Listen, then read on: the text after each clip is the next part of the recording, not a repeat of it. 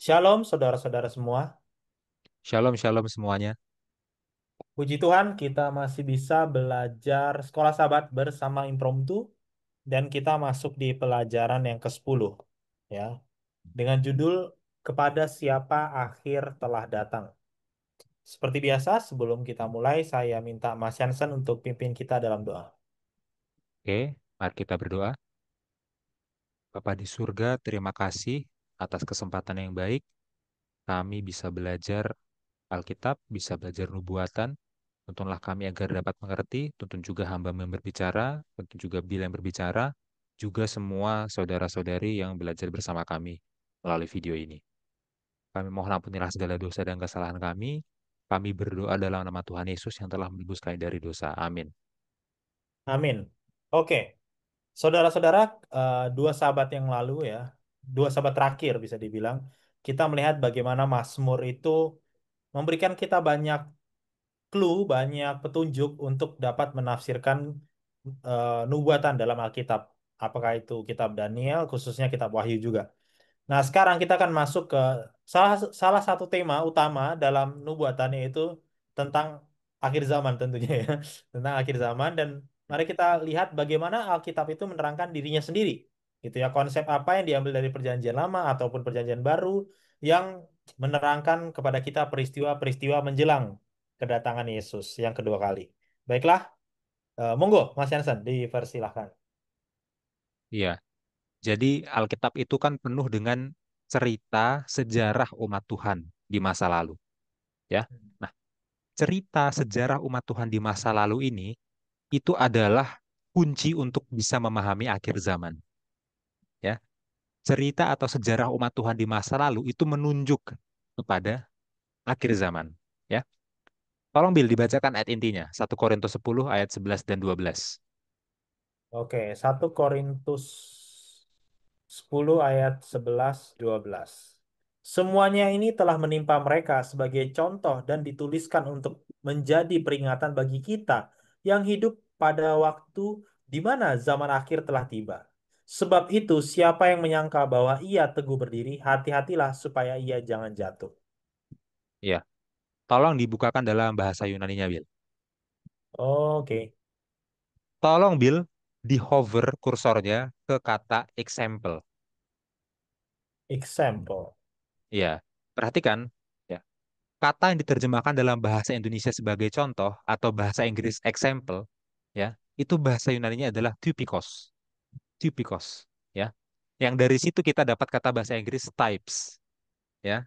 Jadi eh, cerita sejarah umat Allah di masa lalu itu adalah typikos, adalah types, adalah tipe terhadap akhir zaman, ya. Seperti itu. Oke, silakan Bill sampai sini dulu. Apa ada tanggapan? Iya, eh dan ini benar ya, dan ini benar. Dan kalau bahkan tidak usah Alkitab gitu ya, banyak pandangan umum juga memiliki satu konsep yang mirip ya, yaitu sejarah itu selalu berulang katanya kan begitu. Sejarah itu selalu berulang dan mereka yang belajar sejarah itu akan mengetahui apa yang akan terjadi di masa depan. Dan saya rasa ada kurang lebih benarnya ya terhadap latar belakang konteks ini. Ya, Alkitab itu adalah buku sejarah yang pasti ada elemen sejarahnya dan kita harus mengetahui apa yang cerita-cerita yang ada di Alkitab terutama cerita-cerita tertentu gitu ya yang memberikan petunjuk terhadap apa yang akan terjadi di masa depan. Mungkin itu, Mas Jansen. Ya, oke, terima kasih Bill. Kita mulai dari eh, ya kisah yang pertama ya, kisah Nuh. Kita buka Kejadian 6 ayat 5. Kejadian 6 ayat 5. Kejadian 6. Ketika dilihat Tuhan bahwa kejahatan manusia besar di bumi dan bahwa segala kecenderungan hatinya selalu membuahkan kejahatan semata-mata. Iya, berarti kan itu ketika dilihat Tuhan bahwa kejahatan, ya. Jadi Tuhan melihat kejahatan gitu ya pada zamannya Nuh. Oke. Sekarang kita buka dalam bahasa Ibrani, Bill. Oke,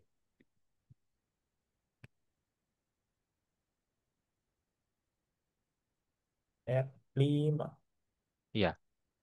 Perhatikan ya, saya bacakan ya. Bayar Adonai, maka Tuhan melihat di Raba Ra'at Ha'adam, ya, bahwa besarlah, bahwa banyaklah kejahatan manusia, ba'aretz, di bumi. Vechol yetzer machshevot libo, dan semua yang keluar dari pemikiran hatinya, rak ra, hanyalah jahat. Kol hayom, ya. Dalam bahasa Indonesia diterjemahkan semata-mata. Ini cukup bagus ya, parafrasenya. Tapi dalam bahasa Ibrani itu adalah kol hayom, ya. Setiap hari. Setiap hari itu maksudnya selalu, ya. Jadi eh, manusia itu kecenderungan hatinya hanya jahat setiap hari selalu, ya. Ya, Hmm. semata-mata ya boleh. Maksudnya hanya itu aja ya, hanya jahat aja semata-mata bisa juga ya. Oke. Tapi yang saya mau fokuskan di sini adalah di kata bayar. Bayar ya. Bayar itu artinya adalah maka dia melihat. Oke, maka dia melihat. Nah, kata bayar, maka dia melihat, ya. Ini menghubungkan kita kepada penciptaan, ya. Nah, sekarang kita buka catatan penciptaan, eh, Kejadian 1 ayat 4, tolong Bil. Kejadian 1. Allah melihat bahwa terang itu baik, lalu dipisahkannya terang itu dari gelap. Oke, sekarang bahasa Ibrani ya Bil, tolong. Oke.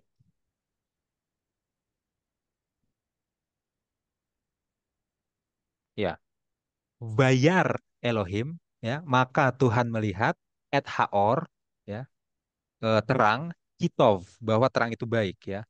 Vayavdel Elohim, maka Allah memisahkan vein haor, antara terang itu, uvein hahoshech, dan antara kegelapan. Ya.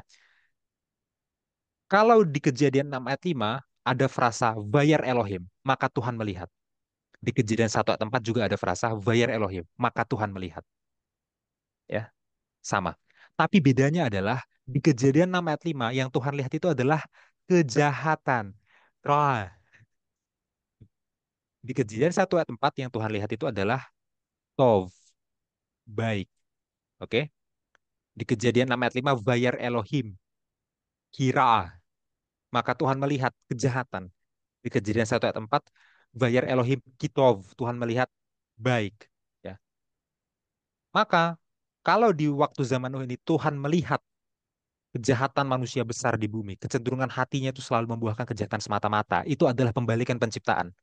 Semua yang Tuhan lihat baik di penciptaan sekarang sudah berbalik pada zamannya Nuh, pada waktunya Nuh. Ya, seperti itu ya. Oke. Kita lanjutkan, Bill, ke ayat 6 dan 7-nya. Ya. Kejadian 6. Kejadian 6. Maka menyesallah Tuhan bahwa ia telah menjadikan manusia di bumi, dan hal itu memilukan hatinya.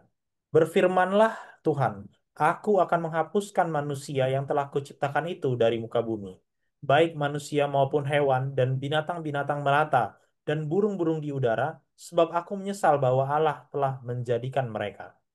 Ya. Bahwa aku telah menjadikan mereka. Ya. Oh iya, betul. Oke. Jadikan mereka. Di sini kita lihat ya, Tuhan menyesali bahwa dia menciptakan dunia yang penuh dengan ra. Ya. Tuhan menyesali bahwa dia menciptakan dunia yang penuh dengan kejahatan. Ya, seperti itu ya. Oke. Apa signifikansinya cerita sejarahnya apa orang-orang di zaman Nuh ini dengan akhir zaman? Ya. Kita buka Matius 24 ayat 37.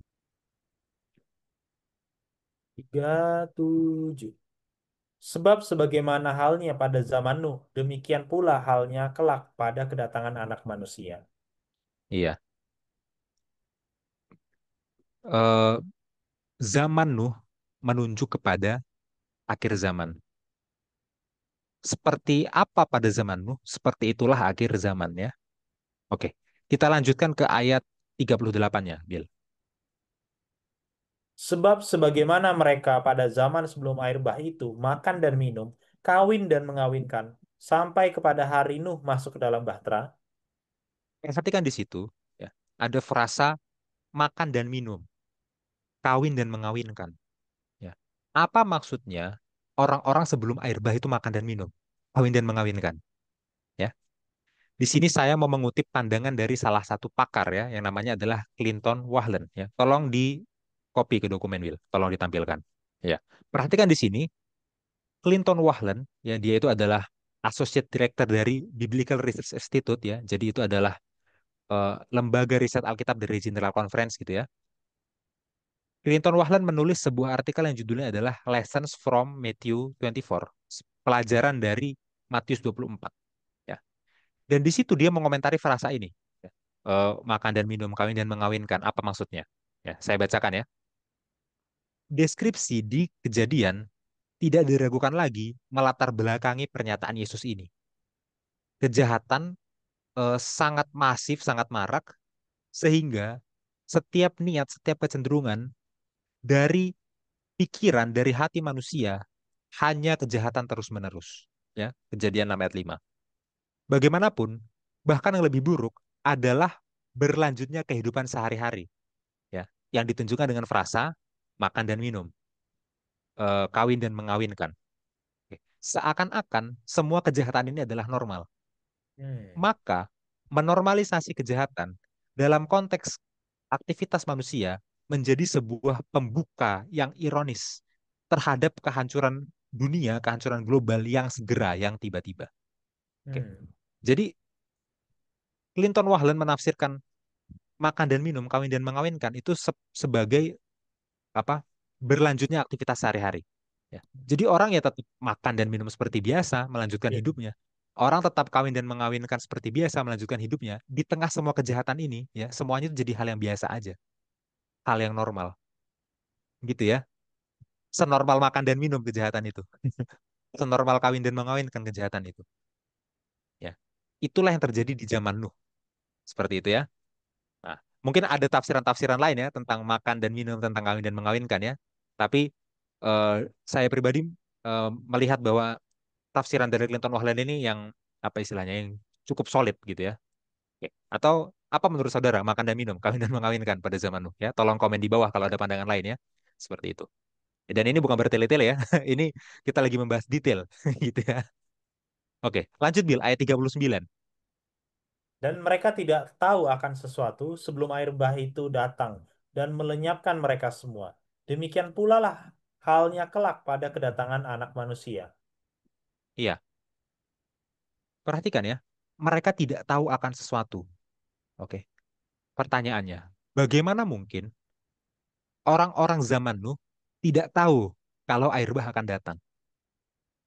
Bagaimana mungkin orang-orang pada akhir zaman tidak tahu kalau anak manusia atau Yesus itu akan datang? Ya, apakah benar memang kalau orang-orang pada zaman Nuh tidak tahu akan ada air bah? Apakah benar kalau orang-orang di akhir zaman tidak tahu Yesus mau datang? Ya, eh, ya, kita bandingkan ini dengan Wahyu 6 ayat 16. Tolong Bil.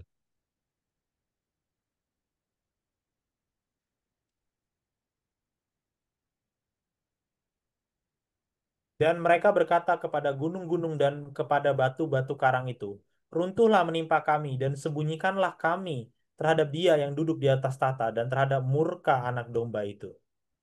Ya, perhatikan ya. Pada kedatangan Yesus yang kedua kali, orang-orang jahat itu nggak bilang apa ini. Mereka juga nggak bilang siapa ini. Enggak. Mereka tahu apa yang terjadi. Mereka menyebut anak domba. Oke, jadi mereka tahu siapa itu anak domba. Mereka tahu siapa itu yang datang. Mereka tahu cerita Yesus. Ya. Jadi orang-orang pada akhir zaman tahu tentang kedatangan Yesus sebenarnya. Terus kenapa tadi Matius 24 ayat 39 bilang mereka tidak tahu akan sesuatu? Ya. Ketidaktahuan di sini bukan karena kurangnya informasi. Ketidaktahuan ini artinya adalah mereka yang menolak percaya, mereka yang menolak menurut. Oke, karena mereka menolak percaya, karena mereka menolak penurut, maka waktu kedatangan Yesus itu benar-benar terjadi, ya, ya mereka terkejut, ya, mereka terkejut, mereka jadinya terhilang di hari-hari terakhir, gitu ya. Nah, sama seperti pada zaman Nuh itu ya, sebelum air bah orang-orang kan punya waktu 120 tahun untuk merespon ajaran Nuh, ya kan? Jadi apakah mereka tahu kalau akan ada air bah? Kalau berdasarkan informasi yang diterima, ya mereka tahu, mereka udah dengar khotbahnya selama 120 tahun kalau akan ada air bah. Tapi kenapa waktu air bah datang mereka masih nggak tahu, mereka masih terkejut? Karena mereka yang menolak untuk percaya, menolak menurut gitu kan. Itu di zaman Nuh. Ya. Begitu juga di akhir zaman. Ya seperti itu juga. Ya. Bahkan di akhir zaman itu kan kemungkinan ya waktunya itu lebih panjang lagi dari 120 tahun. Ya. Karena akhir zaman itu kan sudah dimulai dari sebelum tahun 2025 ini ya. Akhir zaman itu kan. Ya. Akhir zaman itu kira-kira dia dimulainya ya sejak 1844 sebenarnya gitu kan. Itu akhir zaman dimulai dari situ. Ya, dan sampai kedatangan Yesus yang kedua kali kita nggak tahu itu akan ada waktu berapa lama. Ya. Tapi intinya ada waktu untuk mendapatkan informasi tentang kedatangan Yesus yang kedua kali. Jadi kalau nanti pada kedatangan Yesus yang kedua masih ada orang yang tidak tahu, itu bukan kurang informasi, tapi mereka sendiri yang Hmm, menolak untuk percaya, menolak untuk menurut, sehingga waktu kedatangan yang kedua itu terjadi, mereka tidak tahu, mereka kaget. Ya, seperti itu. Sampai di sini dulu, Bil. Silahkan tanggapannya. iya, ada satu kutipan yang saya mau bagikan. Baik, ini ada kutipan dari Patrick and Prophet halaman 95. Karena iman, maka Nuh dengan petunjuk Allah tentang sesuatu yang belum kelihatan, dengan taat mempersiapkan bahtera untuk menyelamatkan keluarganya. Dan karena iman itu, ia menghukum dunia, dan ia ditentukan untuk menerima kebenaran karena iman. Ibrani 11 ayat 7. Ketika Nuh menyampaikan pesan peringatannya kepada dunia, perbuatannya menjadi saksi ketulusannya. Dengan demikian, imannya disempurnakan dan dinyatakan dengan jelas. Ia memberikan contoh kepada dunia tentang mempercayai apa yang dikatakan Allah. Semua yang dimilikinya, ia investasikan dalam bahtera. Ketika ia mulai membangun bahtera yang sangat besar itu di atas tanah yang kering, banyak orang datang dari segala arah untuk melihat pemandangan yang aneh itu dan mendengar perkataan yang sungguh-sungguh dan bersemangat dari pengkhotbah yang luar biasa itu. Setiap pukulan yang dilancarkan ke bahtera itu menjadi kesaksian bagi orang banyak. Banyak orang pada awalnya tampak menerima peringatan itu, tetapi mereka tidak berbalik kepada Allah dengan pertobatan yang sejati. Mereka tidak mau meninggalkan dosa-dosa mereka. Selama masa yang berlalu sebelum datangnya air bah, iman mereka diuji, dan mereka gagal menanggung pencobaan itu. Dikalahkan oleh ketidakpercayaan yang merajalela, mereka akhirnya bergabung dengan rekan-rekan mereka sebelumnya dan lam menolak pekabaran yang hikmat itu. Beberapa orang sangat yakin dan akan mengindahkan kata-kata peringatan. Tetapi ada begitu banyak yang bisa diolok-olok dan dicemooh. Sehingga mereka mengambil bagian dalam roh yang sama, menolak undangan belas kasihan, dan segera menjadi di antara para pencemooh yang paling berani dan paling menantang. Karena tidak ada yang begitu sembrono dan melakukan dosa sejauh yang dilakukan oleh mereka yang pernah memiliki terang, tetapi telah menolak roh Allah yang meyakinkan. Ya, Mas Jansen. Saya mau cerita satu hal ya. Jadi di sahabat lalu, di diskusi sahabat lalu gitu ya, Hmm. eh, ada satu pertanyaan yang unik ya, dan menurut saya ini relevan dengan pekabaran sahabat ini. Pertanyaannya adalah bagaimana, kan saya di kelas pemuda gitu ya. Pertanyaannya Hmm. adalah bagaimana mungkin orang-orang muda ini bisa dipersiapkan untuk menyambut kedatangan Tuhan. Bagaimana mungkin kita kita memiliki kesiapan gitu kan. Dan itu pertanyaan pertama. Lalu pertanyaan keduanya, bagaimana mungkin orang muda ini bisa yakin bahwa Tuhan itu akan datang? Nah, itu pertanyaan keduanya. Hmm. Jadi eh, saling berkorelasi. Nah, lalu saya diberikan waktu untuk menjawab, terus saya menjawab gini. Saya memberikan satu ilustrasi gitu ya. Dan ilustrasinya menurut saya sangat gampang tuh, paling tidak di kepada orang muda gitu ya. Jadi bagi teman-teman yang berinvestasi gitu ya. Misalnya nih, saya bilang ke teman-teman, dalam 1 dan 2 tahun ini ada saham yang akan turun ke 50 harganya, ke gocap gitu ya. Turun ke dasar laut. Kira-kira teman-teman mau beli atau enggak? Ya, orang yang waras nggak akan mau beli gitu kan. Hmm. Lalu saya di saat yang lain, saya bilang, ini ada saham yang akan dalam 2 tahun akan naik 10 kali lipat. Kira-kira teman-teman mau berinvestasi nggak di saham itu? Ya mungkin akan menyisihkan sedikit uangnya, exposure-nya terhadap saham itu misalnya. Dan saya lalu saya baca kutipan Patrick and Prophet ini. Lalu kata-kata yang sama ya. Dengan demikian imannya disempurnakan. Semua yang dimilikinya ia investasikan dalam bahtera. Ya. Sama karena saya juga berinvestasi ya. Mungkin saudara-saudara di sini berinvestasi. Mungkin awal-awal saudara ragu gitu ya. Tapi semakin lama saudara belajar, semakin lama saudara yakin, wah ini perusahaannya bagus gitu kan. Dan mungkin lu seperti itu ya. Di awal-awal mungkin dia imannya belum, tapi 120 tahun lama-lama, wah udah ini gua all in gitu. Aku menyerahkan, Hmm. aku investasikan semuanya gitu. Dan itu logika yang sangat gampang, sangat sederhana gitu. Dan yang mengatakannya itu Tuhan. Nah, tetapi yang saya lihat dari cerita ini adalah yang diuji adalah ketahanan karena ada orang-orang yang awalnya yakin gitu kan Mas Jansen. Kalau dari Hmm. cerita ini, Hmm. mungkin hal yang sama terjadi di akhir zaman. Ada orang yang awal-awalnya yakin, tapi mungkin karena durasi, karena waktu, karena apa? Sehari-hari sudah terbiasa dengan dosa itu tadi ya, kawin mengawinkan, makan minum. Jadi lama-lama ya udah imannya nggak bertumbuh gitu. Dan akhirnya ya udah bodo amat. Dan pada saat itu benar-benar terjadi baru what? Baru kaget gitu kan. Dan Hmm. ya kalau dibilang ada orang yang mengatakan ya investasi ini adalah there is no second best gitu kan. There is no second best katanya. Ya, di Hmm. sini bisa kita katakan ya bahwa investasi di surga itu there is no second best gitu. Investasi di kedatangan Tuhan yang kedua kali there is no second best, Saudara. Jadi apa? Itu dalam ilmu probabilitas itu gampang banget upside-nya gitu kan, sangat mudah gitu. Dan itulah panggilannya kepada kita dan iman itu yang harus dilatih sama seperti imannya Nuh gitu ya. Jangan kita membiasakan hidup dalam dosa seperti zaman Nuh, akhirnya lama kelamaan kita terbiasa dan kita nggak mau masuk bahtera gitu ya. Mungkin itu Hmm. Mas Jansen ya agak panjang sedikit tapi ya ini Iya. yang saya bisa bagikan. Ada Ya, saya tanggapan? juga terpikir terpikir satu jawaban terhadap pertanyaan tadi ya. Gimana Iya. kita bisa yakin kalau Yesus akan datang, gitu ya? Hmm. Perhatikan di sini, Yesusnya sendiri yang sedang khotbah di Matius 24 Hmm. menggunakan dasar peristiwa yang sudah terjadi untuk Iya. peristiwa yang akan terjadi. Iya. Oke? Kalau peristiwa yang sudah terjadi kita nggak perlu bertanya, gitu ya, karena memang dia sudah terjadi. Udah lewat. Air bah, gitu ya, air bah sudah terjadi. Nah, kenapa kita bisa yakin Yesus akan datang? Ya, karena air bah sudah terjadi. Iya. Cara cara berpikir Yesus seperti itu. Karena air bah itu adalah peristiwa sejarah ya yang sudah terjadi, maka seperti itulah pastinya kedatangan Yesus yang kedua kali. Nah, Hmm. kecuali kita nggak percaya kalau air bah itu adalah peristiwa nyata, itu baru susah ya. Iya. Nah, kalau kita nggak percaya kalau dulu Pak air bah pernah terjadi, ya susah bagi kita untuk percaya Yesus akan datang lagi ya. Karena yang jadi contohnya aja, yang jadi types-nya aja tadi ya, tipikosnya aja itu nggak beneran terjadi, gimana mungkin kita percaya terhadap yang nanti jadi penggenapannya gitu kan? Nah, Betul, tapi betul. kita semua kan orang-orang yang percaya bahwa air bah beneran terjadi kan, Iya. ya kan? Dan ya sama pasnya seperti air bah yang sudah terjadi itu, seperti itu juga nanti kedatangan Yesus pasti juga Hmm. gitu ya. Jadi argumennya adalah argumen historis gitu ya. Nah, kalau Iya. di investasi juga kan kita melihat data historis gitu ya. Gimana sih Iya. performa saham ini selama eh, misalkan 5 tahun yang lalu gitu kan? Iya. Berdasarkan performanya selama 5 tahun yang lalu yang sudah terjadi, oh kita tahu performanya di masa depan. Iya.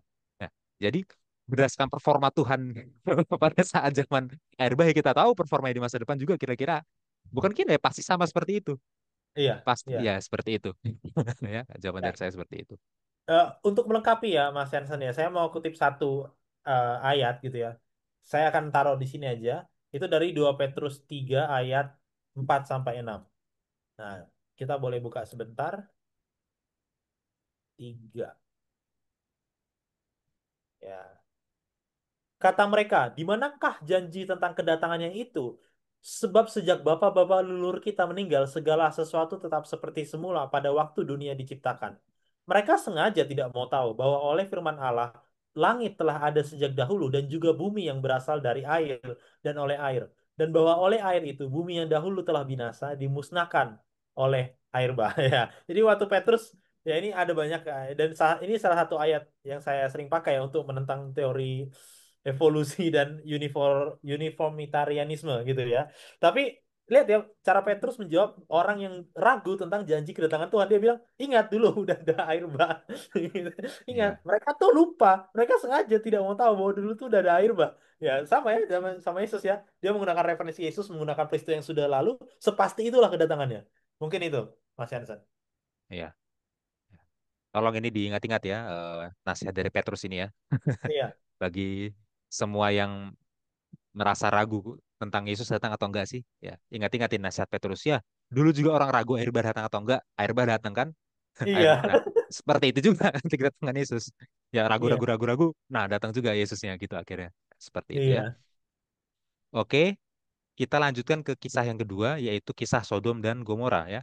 Kita baca yes. Kejadian 18 ayat 22.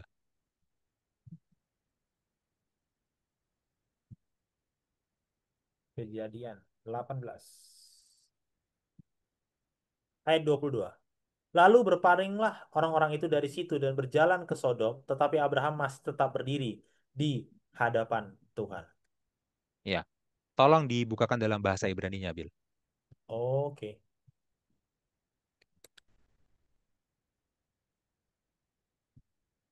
22. Oke ya.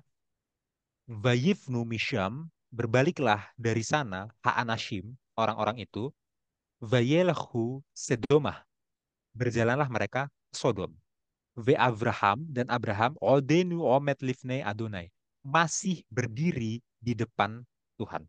Ya, perhatikan di situ ya, ada kata Omet. Omet itu artinya adalah berdiri.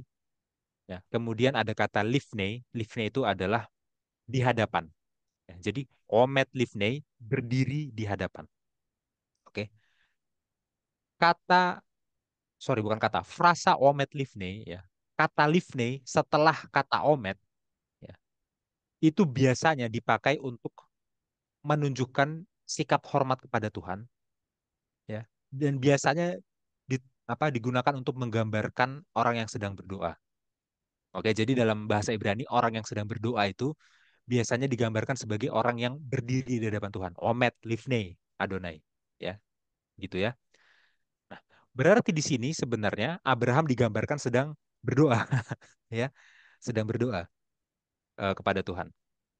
Pertanyaannya, Abraham sedang mendoakan apa kepada Tuhan? Gitu ya. Meskipun doanya ini bukan doa lipat tangan tutup mata ya, doanya bercakap langsung gitu ya. Ya, tapi Abraham sedang mendoakan apa? Ya, Abraham sedang mendoakan orang-orang Sodom, gitu ya. Nah, ini adalah pertama kalinya dalam Alkitab ada seseorang berdoa untuk orang lain. Ya. Cari dari pasal 1 sampai pasal 17 itu belum pernah ada itu. Orang berdoa untuk orang lain. Ya, Kejadian 18 ayat 22 adalah catatan pertama Alkitab, penyebutan pertama Alkitab tentang orang yang berdoa untuk orang lain. Bahkan Nuh sendiri, ya, dalam peristiwa air bah yang tadi kita pelajari ya, Nuh sendiri nggak berdoa untuk orang-orang jahat di zamannya. Nuh berkhotbah, iya, tapi Nuh nggak mendoakan orang-orang jahat di zaman dia.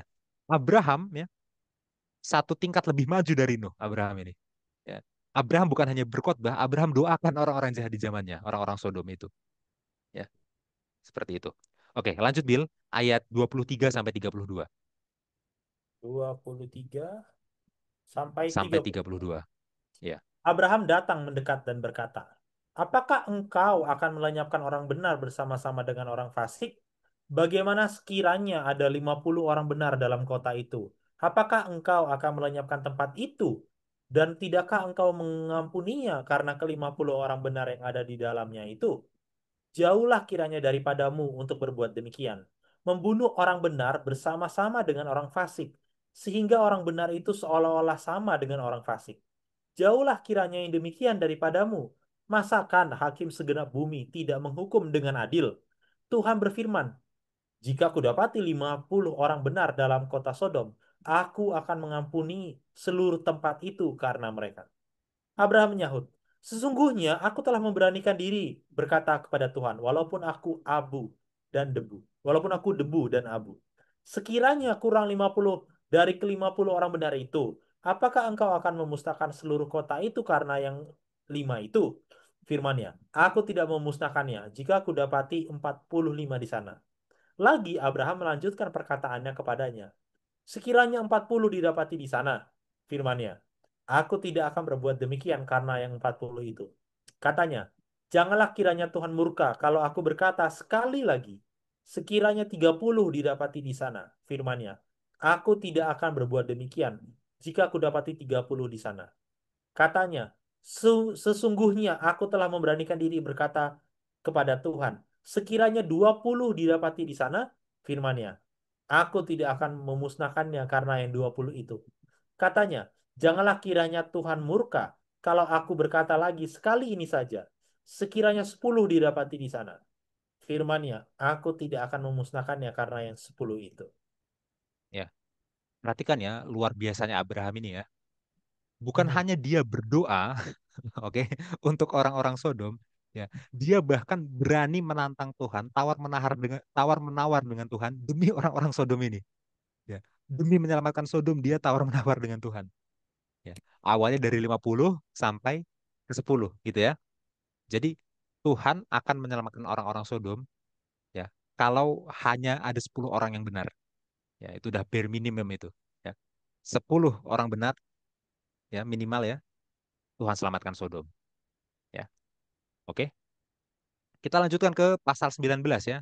Kejadian 19 ayat 1 sampai 5. Sodom dan Gomora dimusnahkan, Lot diselamatkan. Kedua malaikat itu tiba di Sodom pada waktu petang. Lot sedang duduk di pintu gerbang Sodom, dan ketika melihat mereka, bangunlah ia menyongsong mereka, lalu sujud dengan mukanya sampai ke tanah, serta berkata, Tuan-tuan, silahkanlah singgah ke rumah hambamu ini, bermalamlah di sini dan basuhlah kakimu. Maka besok pagi-pagi, maka besok pagi tuan-tuan boleh melanjutkan perjalanannya. Jawab mereka, tidak, kami akan bermalam di tanah lapang. Tetapi karena ia sangat mendesak mereka, singgahlah mereka dan masuk ke dalam rumahnya. Kemudian ia menyediakan hidangan bagi mereka. Ia membakar roti yang tidak beragi, lalu mereka makan.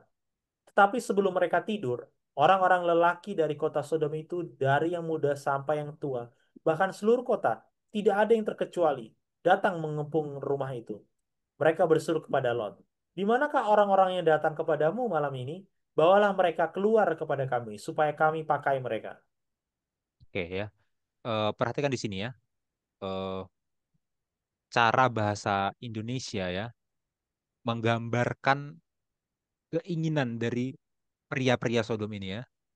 Ya. Pria-pria Sodom ini mau memakai tamu-tamunya Lot ini ya. Ya. Ya. Dan tentu saja dalam bahasa Indonesia ya, kata memakai itu dalam konteks tertentu punya konotasi seksual ya. Ya, tentu saja kita tahu ya orang-orang muda ya, frasa make, dipakai itu ya. Itu secara negatif kalau kalau bukan merujuk kepada narkoba, itu pasti merujuknya kepada seksual. Ya, Iya. ya, lu make ya, lu dipakai ya. Itu kalau nggak kepada narkoba, itu kepada hubungan seksual. Ya. Dan entah apa yang dipikirkan oleh penerjemah gitu ya, sehingga mereka memakai pilihan bahasa seperti itu ya. Tapi itu adalah terjemahan yang tepat. Ya, meskipun itu sangat vulgar ya, tapi itu tepat ya. Nah, coba kita lihat bahasa Ibraninya, tolong Bill, Oke. ayat 5. Vayikreu Elot, maka mereka memanggil Lot, berseru kepada Lot, Vayomru, lo, berbicaralah kepada dia. Oke, berbicaralah mereka kepada dia ya. Ayeha anashim, di manakah orang-orang itu? Asyir ba'u eleha, yang datang kepadamu, halaila, pada malam hari. Hotsiem, keluarkanlah mereka, eleinu, eh, pada kami. Venedoa, otam. Dan kami akan mengetahui mereka. Ya. Jadi yang dalam bahasa Indonesia diterjemahkan sebagai neda, yang diterjemahkan sebagai pakai tadi dalam bahasa Indonesia ya, itu bahasa Ibrani-nya adalah neda. Neda itu artinya adalah kami akan mengetahui, itu neda. Ya. Akar katanya adalah yada. Yada itu mengetahui. Oke? Yada itu mengetahui. Kita coba bandingkan dengan eh, beberapa terjemahan bahasa Inggris ya, ya karena ya kita kan terbiasa untuk membandingkan dengan terjemahan bahasa Inggris ya, bahkan ada beberapa orang yang berpendapat terjemahan terbaik itu pasti King James Version ya, ya tapi kasusnya nggak selalu begitu, bahkan lebih sering tidak begitu, ya gitu ya. Nah coba kita cek Nesby dulu ya, Nesby. Tolong bacakan Bill satu ayat. Yeah. And they called to Lot and said to him, "Where are the men who came to you tonight?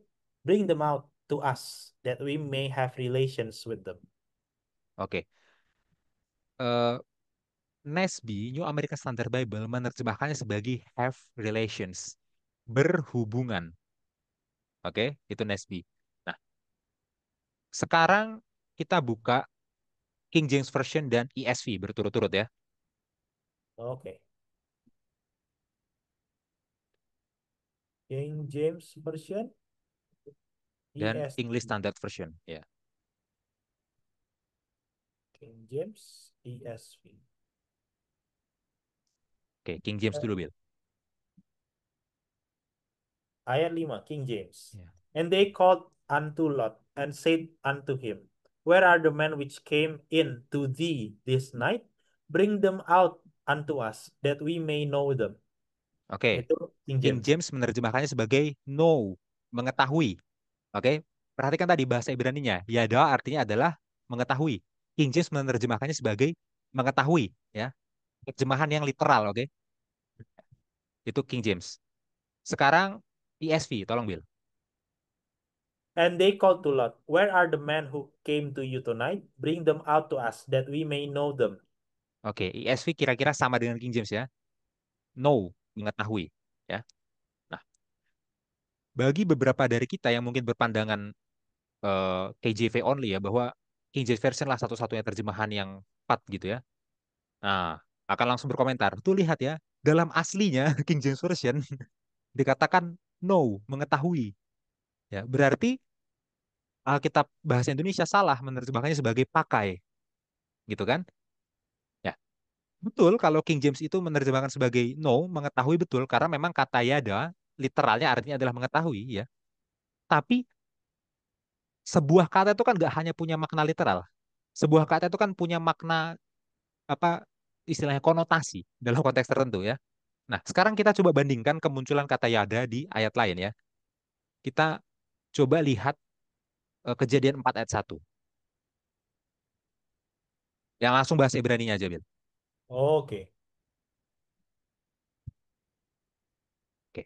Saya bacakan ya. WH Adam dan manusia itu yada et Hawa, mengenal Hawa, mengetahui Hawa, istro, istrinya. Perhatikan kalimat lanjutannya. Vatahar, maka mengandunglah dia. Vatelet, maka dia melahirkan et Kain. Melahirkan Kain. Batomer, berkatalah dia, maksudnya Hawa. Kaniti ish, aku telah mendapatkan laki-laki et Adonai. Laki-laki Tuhan. Ya, ya, kita nggak akan bahas bagian itunya. Itu topik lain. Ya, tapi perhatikan. Adam yada Hawa. Adam mengetahui Hawa. Tapi hasilnya adalah Hawa hamil dan melahirkan. Mengetahui macam apa yang bisa membuat orang itu hamil dan melahirkan. Ya. Maka kata mengetahui di sini yada itu adalah sebuah penggambaran ya, istilahnya dalam ilmu linguistik itu adalah majas eufemisme, majas penghalusan untuk hubungan seksual ya. Kalau seorang sudah mengetahui seseorang ya, itu maksudnya udah berhubungan seksual dengan orang itu, udah kenal luar dalam itu maksudnya gitu ya. Nah, maka kata yada tadi yang di Kejadian 19 tadi ya di peristiwa Sodom dan Gomora itu merujuk pada hubungan seksual ya. Maka kalau King James Version dan ESV mau menerjemahkan secara literal sebagai no, ya sah karena literalnya adalah no, mengetahui ya. Tapi makna lebih dalam dari bahasa itu secara majas yaitu adalah hubungan seksual ya, dan itu dilakukan oleh Nesby, have relation ya kan, berhubungan, tapi hubungannya apa kurang jelas. Terjemahan baru cukup berani dengan menggunakan kata pakai ya, Iya. kata pakai. Oke, dipakai, mau dipakai nih orang-orang ya gitu ya. Nah, tapi yang saya paling suka itu adalah terjemahannya ini ya, terjemahan baru edisi 2. Oke, terjemahan TB2. baru edisi 2, TB2 ya. Yang sayang sekali TB2 itu belum ada versi digitalnya ya. Jadi kita nggak bisa tunjukkan di layar. Tapi saya coba bacakan TB2 ya. Dan saudara yang punya TB2 mungkin bisa mengikuti. TB2 menerjemahkannya begini. Mereka berseru kepada Lot, di manakah orang-orang lelaki yang datang kepadamu malam ini? Bawalah mereka keluar kepada kami supaya kami menyetubuhi mereka. Ya, perhatikan itu apa revisi dan pembaruan dari TB1 ke TB2 ya. Kata pakai sendiri nggak salah loh, gitu ya. Tapi kata pakai kan nanti orang yang nggak terlalu mengerti kata kiasan kan akan berpikir, ah pakai emang barang gitu kan ya. Iya. Ya, tapi TB2 lebih jelas lagi, menyetubuhi mereka. Dari semua terjemahan ini emangnya ada yang salah? Nggak ada kan yang salah sebenarnya kan? Jujur kalau kita mau jujur ya. Tapi berbeda pendekatan, berbeda pilihan ya. Dan jelas kalau kita mau vulgar ya, niatnya orang-orang tadi itu adalah menyetubuhi tamunya Lot. mereka itu mau menyetubuhi pria lain. Ya. Dan jelas praktek ini adalah praktek homoseksual. Ini jelas sekali praktek homoseksual ya. Dan ini adalah penyimpangan yang dikecam oleh perjanjian lama. Ya. Nah, saudara bisa baca sendiri nanti di Imamat 18 ayat 22 ya. Tolong dibaca itu ya. Tapi kita nggak akan bahas untuk mempersingkat durasi video ini. Oke? Imamat 19 atau 18 ya? Oke, tolong sebentar. Saya cek dulu. 18 ayat 22, Bil. 18. Ya. Oke. Kita lanjutkan pembacaan kita terhadap kejadian 19 ya. Kita lanjutkan ayat 6 sampai 10.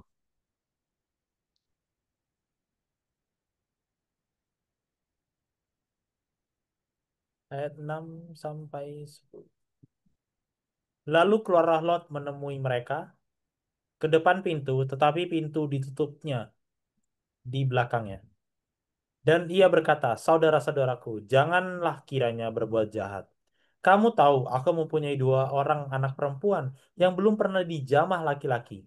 Baiklah mereka aku bawa keluar kepadamu. Perbuatlah kepada mereka seperti yang kamu pandang baik. Hanya jangan kamu apa-apakan orang-orang ini, sebab mereka memang datang untuk berlindung di rumahku. Tetapi mereka berkata, enyahlah, lagi kata mereka, orang ini datang ke sini sebagai orang asing dan dia mau menjadi hakim atas kita. Sekarang kami akan menganiaya engkau lebih daripada kedua orang itu. Lalu mereka mendesak orang itu, yaitu Lot, dengan keras, dan mereka mendekat untuk mendobrak pintu. Tetapi kedua orang itu mengulurkan tangannya, menarik Lot masuk ke dalam rumah, lalu menutup pintu. Ya. Perhatikan di sini ya. Lot menawarkan kedua putrinya sebagai ganti untuk tamunya. Ya, kan orang-orang tadi kan pengennya make tamunya gitu ya. Waktu saya pakai kata tadi, jangan saudara pikir saya ini ya. Oh, kok katanya gitu banget. Itu saya mengutip terjemahan baru. Terjemahan baru pakai kata itu ya. Oke. Jadi Lot menawarkan kedua anaknya itu sebagai gantinya. Dan kesepakatan yang coba dinegosiasikan oleh Lot ini itu menimbulkan banyak sekali pertanyaan gitu ya. Lot tega mengorbankan kesucian putri-putrinya demi keselamatan dua orang asing. Ya, cara Lot bernegosiasi, cara Lot apa menawarkan kedua putrinya ini menunjukkan kalau moral dia itu sebenarnya kira-kira sama aja sama orang-orang Sodom, ya kan? Apa dia itu kira-kira mindsetnya sebenarnya sejajar dengan orang-orang Sodom ya. Itulah kenapa di ayat 7 ya, Lot memanggil orang-orang Sodom itu sebagai saudara-saudaraku. Ya, dia udah bro banget sama orang-orang Sodom ya, makanya mindsetnya sama, pandangan moralnya sama. Ya, orang-orang Sodom itu kan jahat gitu ya, istilahnya mau make cowok gitu ya, homo gitu mereka ini. Tapi Lot nggak kalah jahat gitu kan, ya, nggak kalah jahat dengan bro-bronya dia ini, dengan saudara-saudaranya ya. Dia udah dalam Mhm. budaya yang sama, mindsetnya udah sama, jadi moral dia sama ya dia rela aja gitu mengorbankan apa kesucian dua orang putrinya. Ini ironis sekali yang dilakukan oleh Lot ini ya, itu. Ya. Dan kalau kita baca nanti di ayat-ayat selanjutnya ya, Lot itu nanti dipakai sama kedua anaknya. Itu yang ironis ya. Seperti dia memperlakukan anaknya sebagai objek, ditawarkan kepada orang-orang Sodom, ya. Dia menawarkan supaya anaknya dipakai oleh orang-orang Sodom. Nanti selanjutnya dia justru malah dipakai sama anaknya. Ini sangat menjijikkan ini sebenarnya cerita ini kalau kita lanjutkan gitu ya. Ya, Iya, tapi kita nggak usah bahas terlalu panjang ke sana ya. Oke, kita lanjutkan kejadian 19 ayat 24 sampai 25.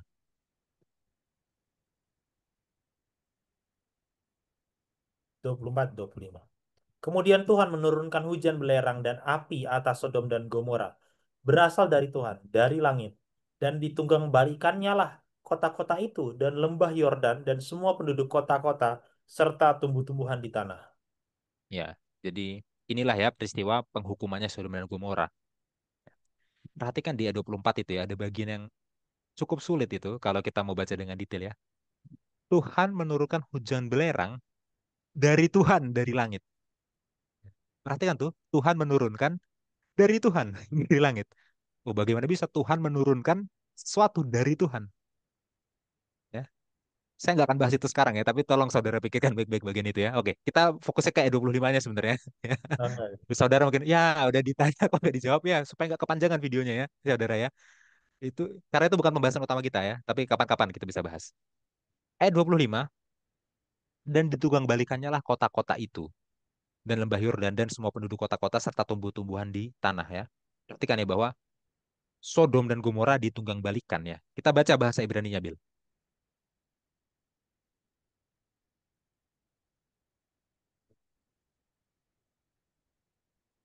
20. Iya, ayat 25 ya. Vayahafoh et et hearim ya. Maka dia maksudnya Tuhan ya menunggang balikan kota-kota itu ya. Ve'et kol hakikar dan semua yang di sekitarnya, ve'et kol yoshvei hearim dan semua yang tinggal di kota itu, ve'et semah adama dan semua yang tumbuh di atas tanah. Ya. Perhatikan itu ya kata vayahafoh. Vayahafoh artinya adalah dia menunggang balikan. Oke. Kata dasarnya adalah hapah. Hapah, menunggang balikan. Ya.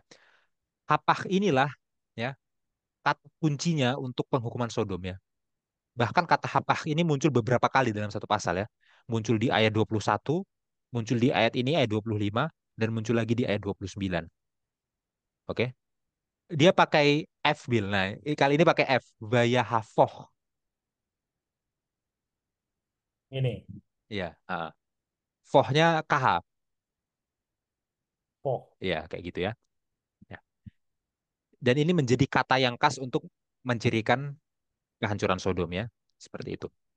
Oke, sekarang kita bawa ini ke akhir zaman ya. Apa signifikansinya kisah Sodom, sejarah Sodom terhadap akhir zaman? Ya, kita buka Yudas 5 sampai 7. Ya, Yudas. 5. 5 sampai 7. 5 sampai 7. Enggak, Yudas Iya, 5 sampai 7. Yudas kan nggak ada ini ya. Iya, Aku baru ingat. cuma satu pasal Yudas ya. Ya, cuma satu pasal. Pasal Yudas. Ya, Yudas 1. Tetapi sekalipun kamu telah mengetahui semuanya itu dan tidak meragukannya lagi, aku ingin mengingatkan kamu bahwa memang Tuhan menyelamatkan umatnya dari tanah Mesir, namun sekali lagi membinasakan mereka yang tidak percaya. Dan bahwa ia menahan malaikat-malaikat yang tidak taat pada batas-batas kekuasaan mereka, tetapi yang meninggalkan tempat kediaman mereka dengan belenggu abadi di dalam dunia kekelaman sampai penghakiman pada hari besar.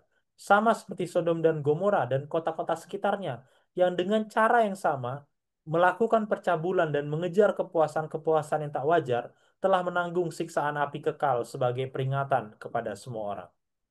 Iya. Ya, dari ayat 5 sampai ayat 7 ini aja ya, banyak sekali detail yang bisa kita bahas ya. Contohnya ini, ayat 6 itu. Dan bahwa ia menahan malaikat-malaikat yang tidak taat pada batas-batas kekuasaan mereka. Hmm. Apa maksudnya malaikat-malaikat yang tidak taat pada batas-batas kekuasaan mereka? Ya. Itu kan harusnya kalau saudara baca dengan rasa ingin tahu gitu ya, saudara akan Iya, penasaran tuh maksudnya apa gitu kan? Bukan bertele-tele tapi benar-benar kalau saudara cinta dengan Alkitab, penasaran ya saudara akan bertanya.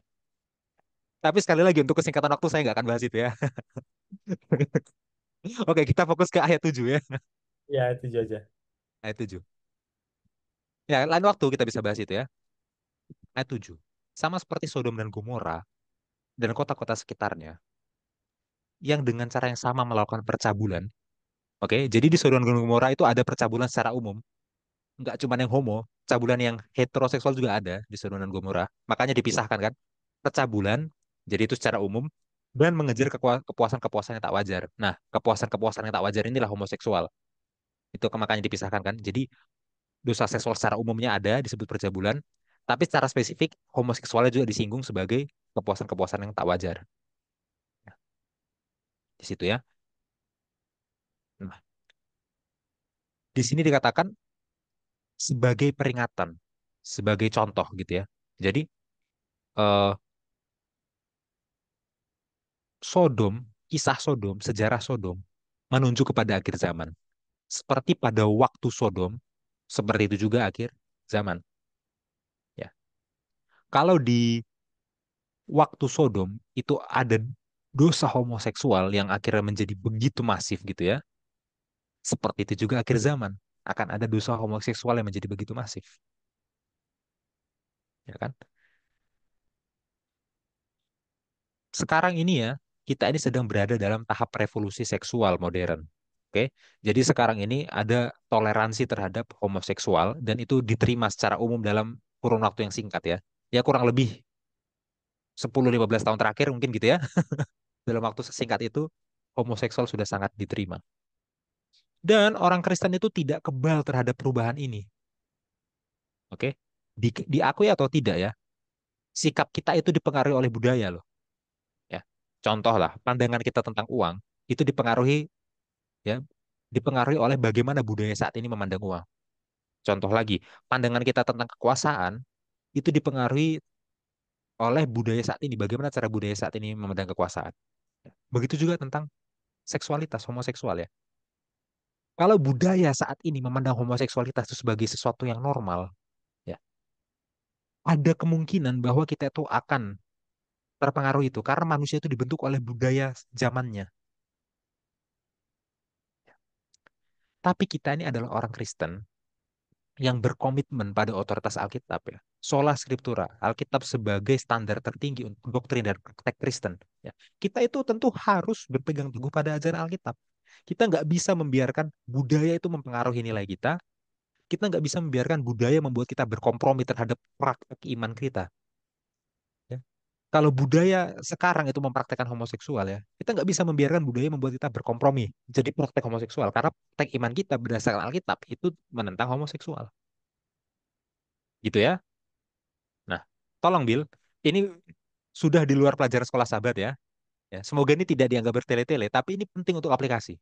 Ini penting untuk aplikasi. Meskipun ini udah di luar pelajaran sekolah sahabat ya. Tolong dibuka 1 Korintus 6 ayat 9 sampai 10. Satu, sebentar.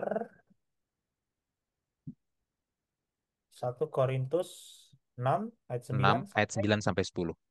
10. Atau tidak tahukah kamu bahwa orang-orang yang tidak adil tidak akan mendapat bagian dalam kerajaan Allah?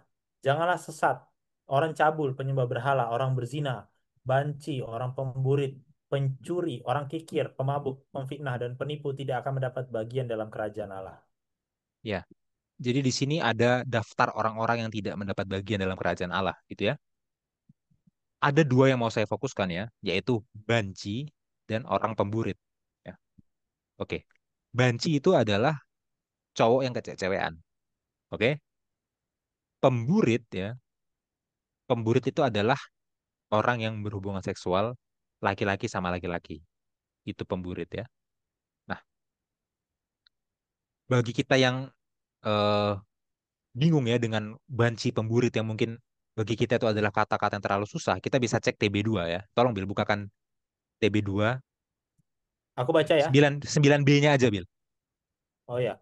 Janganlah sesat, orang cabul, penyembah berhala, pezina, laki-laki yang bersetubuh dengan sesama jenisnya, pasangan orang yang berbuat demikian, pencuri, orang tamak, pemabuk, pemfitnah dan penipu tidak akan mendapat bagian dalam kerajaan Allah. Oke. Jadi kalau tadi TB pakai kata banci ya, TB2 pakai kata laki-laki yang bersetubuh dengan sesama jenisnya. Oke. Kalau TB pakai kata pemburit, TB2 memakai kata pasangan orang yang berbuat demikian ya. Ya, dan yang menarik ya, ini sebenarnya ada sedikit perbedaan loh dengan versi cetaknya ya. Saya nggak tahu YouVersion dapatnya dari mana ya, tapi versi cetaknya itu bilangnya begini. Ya, dan ini nggak ada di online berarti ya. Jadi saya harus bacakan. Saya bacakan ayat 9b aja ya. Janganlah sesat, orang cabul, penyembah berhala, pezina, laki-laki yang ditiduri, serta laki-laki yang melakukannya.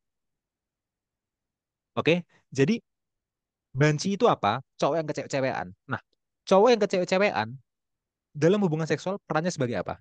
Laki-laki yang ditiduri. Oke. Nah, kemudian Ada pemburit. Pemburit dalam hubungan seksual perannya apa? Laki-laki yang melakukannya, yang meniduri. Oke, jadi eh, 1 Korintus 6 ayat 9 versi TB2 menerjemahkannya sebagai laki-laki yang ditiduri dan laki-laki yang meniduri. Banci itu laki-laki yang ditiduri. Pemburit itu laki-laki yang meniduri. Ya, jadi kalau saudara bingung apa sih maksudnya banci pemburit, ya itu sebenarnya sudah tepat banci dan pemburit ya, bukan terjemahan yang salah ya. Tapi lebih detailnya adalah berbicara tentang yang pasif dan yang aktif dalam hubungan seksual, gitu ya. Ya itu sedikit pembahasan mengenai definisinya. Nah, tapi poin aplikasinya adalah gini. Ya, homoseksual itu dosa, aplikasinya kan gitu ya. Homoseksual itu dosa dan apa dia? Dia akan membuat orang-orang tersingkir dari kerajaan Allah. Intinya kan itu. Ya, bukan hanya itu, ada beberapa yang lain gitu ya. Tapi dua ini kan termasuk di situ. Dua ini ya, banci dan pemburit ya, orang yang ditiduri oleh laki-laki dan orang yang meniduri laki-laki gitu ya, itu tidak akan dapat bagian dalam kerajaan Allah loh. Ya. Dan di sini saya bukan berbicara dengan homofobia gitu ya, bukan dengan kebencian gitu. Saya justru berbicara dengan kasih kan. Saya nggak mau saudara-saudara saya itu tidak dapat bagian dalam kerajaan Allah. Saya mau kita sama-sama tinggal dalam kerajaan Allah. Ya, janganlah jadi homo supaya kita bisa sama-sama dalam kerajaan Allah, ya kan? Seperti itu ya. Nah, tapi gini, kita kita buat aplikasinya jadi lebih luas lagi ya. Sekali lagi ini bukan bertele-tele, tapi ini aplikasinya penting karena kan surat Yudas bilang ini akan terjadi di akhir zaman di zaman kita ya. Jadi kita harus concern dong dengan ini gitu ya. Iya. Bukan hanya kita selesai bahas oh ini akan terjadi di akhir zaman. Oke, sudah. Terus gimana aplikasinya gitu kan? Ya, kita harus bahas lebih luas lagi.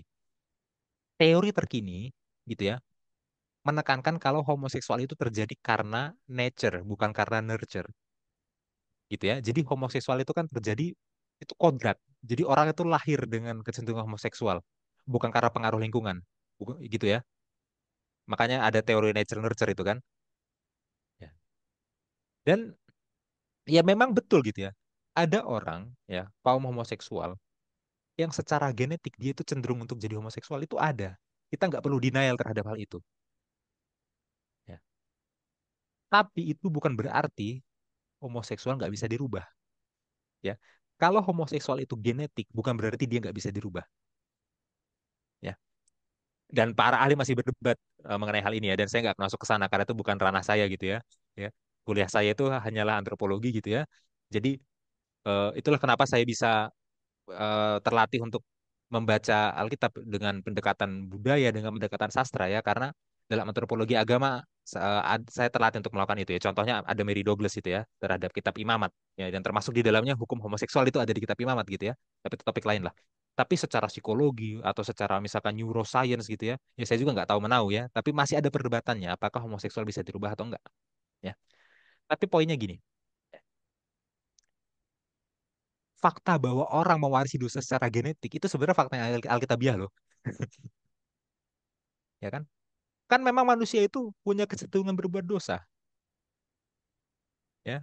Perhatikan itu ya, puisi Daud Mazmur 51 itu kan, dalam dosa aku dikandung katanya gitu kan. Jadi kita itu dikandung mewarisi genetika dosa. Kita punya kecenderungan berbuat dosa. Dan orang punya berbagai kecenderungan berbuat dosa. Ada orang yang punya kecenderungan berbuat dosa berbohong. Ada orang yang punya kecenderungan berbuat dosa mencuri. Ada juga orang yang punya kecenderungan berbuat dosa homoseksual. Ada memang dalam genetiknya, gitu loh. Tapi itu bukanlah alasan, ya. Kenapa? Karena yang paling penting itu adalah Injil, ya, Injil kabar baik. Injil kabar baik ya, itu menawarkan kepada orang-orang kuasa untuk berpaling dari dosa. Oke, bukan hanya berpaling dari kelakuan dosanya, tapi berpaling dari kecenderungan berbuat dosanya, ya. Tuhan bisa menebus genetika orang yang punya kecenderungan berbuat dosa, ya. Sekali lagi ya, mungkin orang-orang yang benar-benar ada di bidang psikologi atau neuroscience merasa oh, itu teori macam apa tuh ya, tapi ya ini dari sudut pandang Alkitabiah tentunya ya. Ya. Tolong ambil kembali ke TB, ke terjemahan baru ya. Kita baca ayat 11-nya. Dan beberapa orang di antara kamu demikianlah dahulu. Tetapi kamu telah memberi dirimu disucikan. Kamu telah dikuduskan. Kamu telah dibenarkan dalam nama Tuhan Yesus Kristus dan dalam roh Allah kita. Iya. Kebanyakan orang yang membahas homoseksual dari Alkitab akan berhenti di ayat 10.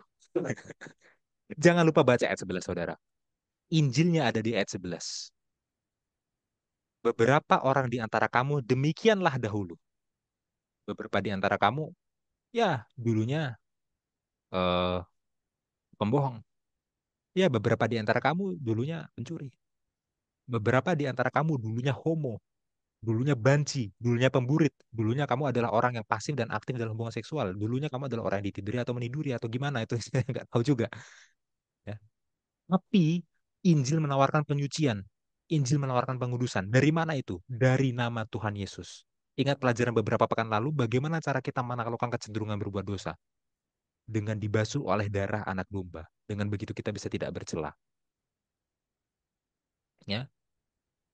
Jadi bagi eh, saudara-saudari yang punya kecenderungan untuk homoseksual, kecenderungan itu bisa dirasakan dengan ketertarikan biasanya, ya, tanpa harus melakukannya. Jadi kalau saudara belum melakukan tapi udah punya ketertarikan, itu berarti sudah ada kecenderungan berbuat dosanya dalam diri saudara. Saudara hanya belum melakukan aja, ya. Iya, Terlepas dari nanti ada pertolongan psikologi dan lain sebagainya, tanpa mengesampingkan itu, ya, bawa itu ke Yesus. Yesus yang bisa memberikan hati yang tahir, nature yang baru, ya, seperti itu ya. Dan kita sekarang gereja kita ini sedang dalam perangan itu dengan budaya-budaya saat ini. Ya, seperti itu, Bil. Silahkan tanggapannya. iya.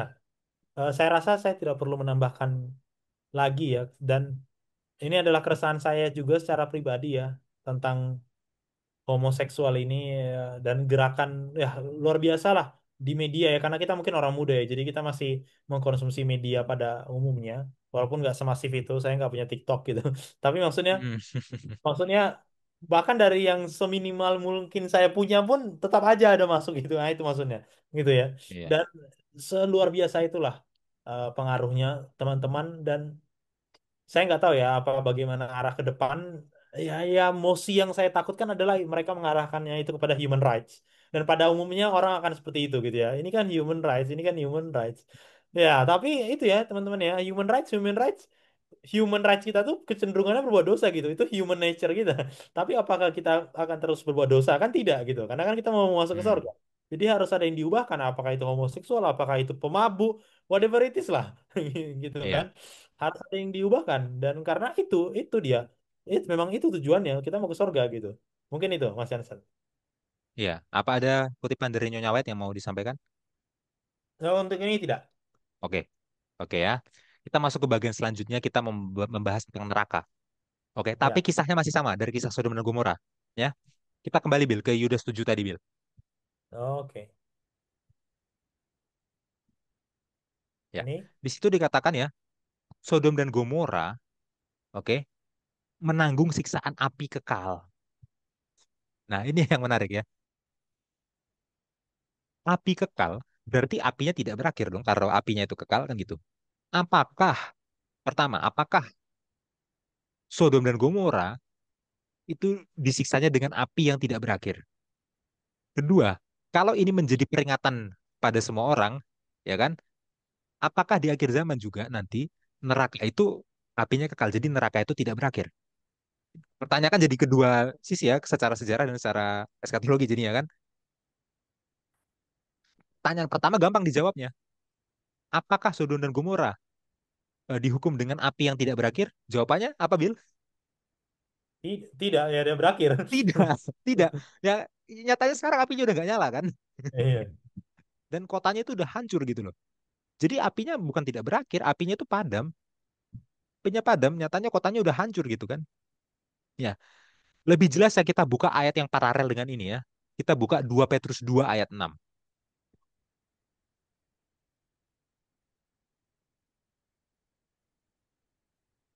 2 Petrus 2 ayat 6. Dan jikalau Allah membinasakan kota Sodom dan Gomora dengan api, dan dengan demikian memusnahkannya dan menjadikannya suatu peringatan untuk mereka yang hidup fasik di masa-masa kemudian. Ya. Perhatikan ini. Bahasanya 2 Petrus 2 ayat 6. Membinasakan, memusnahkan. Oke. Jadi Sodom dan Gomora itu binasa. Sodom dan Gomora itu musnah. Ya. Kalau dalam bahasa aslinya itu bukan dengan api, tapi menjadi abu. Bahasa aslinya kayak gitu. Jadi Sodom dan Gomora binasa, musnah menjadi abu. Ya. Maka dengan keterangan 2 Petrus 2 ayat 6 kita bisa paham apa maksudnya Yudas 7 tadi. Yang kekal itu bukan berarti apinya terus menyala, tidak berhenti, bukan itu maksudnya. Ya, yang kekal itu adalah konsekuensinya, dampaknya. Itu maksudnya api kekal. Ya, jadi api itu membakar sampai dia itu binasa, sampai dia itu musnah. Kekal dampaknya, kekal konsekuensinya. Itu yang terjadi pada Sodom dan Gomora dulu. Ya.